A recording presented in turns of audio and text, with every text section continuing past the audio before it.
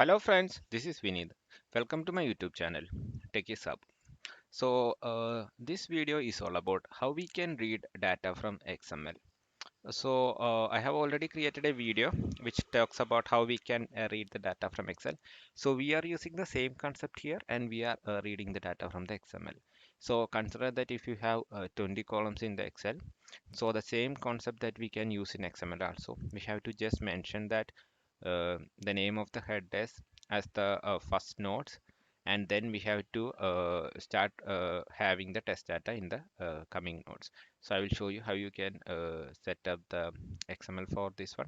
So the main aim of this to retrieve the data from an XML. So that's all.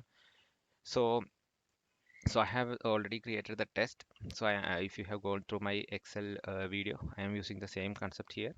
So I have a Excel setup class.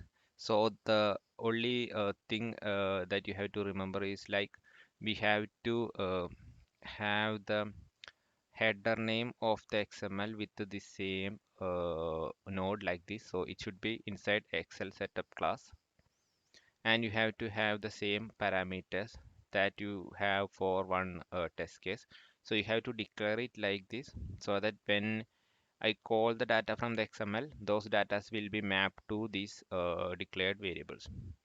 And to call the XML load, you have to have something like load test data XML, and I am passing uh, the the class name.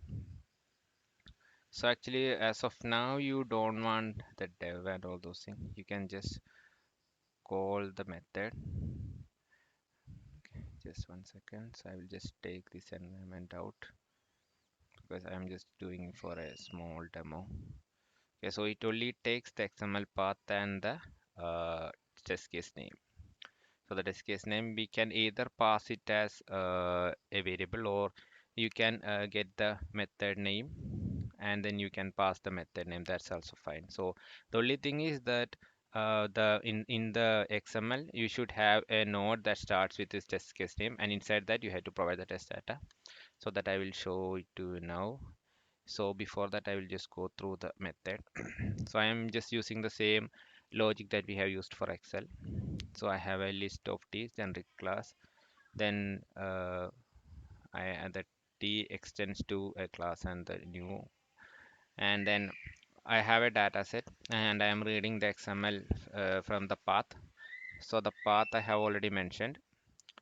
Okay, then I am collecting the table. So actually, if you have a opening and a closing node inside the XML, that will be considered as one table. So based on that, we will be having the table in the final XML tables. That is a data table collection. Then I have a result list. So there is something called a header concept. So whenever you start an XML, so if you have 10 data, then you have to first mention what are those headers. So this header will have the same variable that I have declared in the Excel setup class. So this is for just pure mapping. So I have 7, 8, 9, 10, 11. So in my XML, there will be a starting tag called header and an ending header. So inside that, I will mention that these are the 9 variable that I am going to have test data. And then I have a for loop. So actually it will be looping through this and it will be mapping the value from the XML to the value that I have declared in the Excel setup class. So actually the you can just go through it.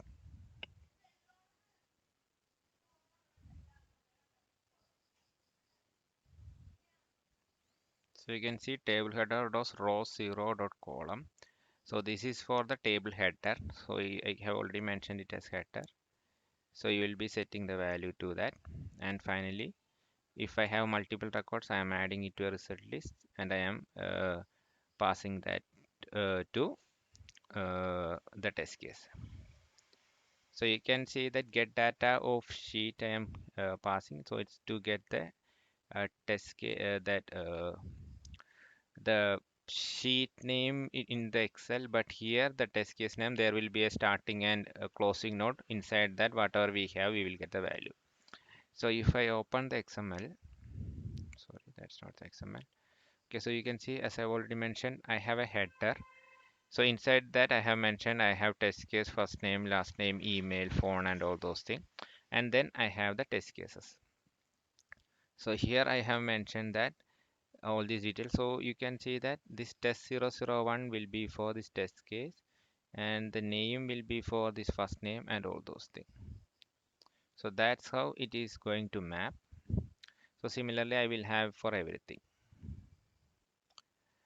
Okay, so that's pretty much about the XML that we have. And then what I will do, so that's how we have the methods and how I set up the test data. So in this case, I have two test 001 in Excel. So this test, when it runs, it will have a, count of 2.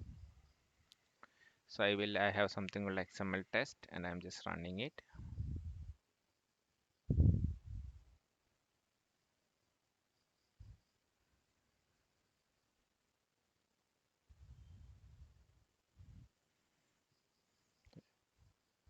So you can see it has 2 count. So I have two test data nodes in two test 001 nodes in my XML. So that's why I have 2 nodes. So if you have a piece of code that needs to be run twice, it should be inside this for each. And if you run it, you would get two Excel setup class. So that means there were 2 records and that were written in the console.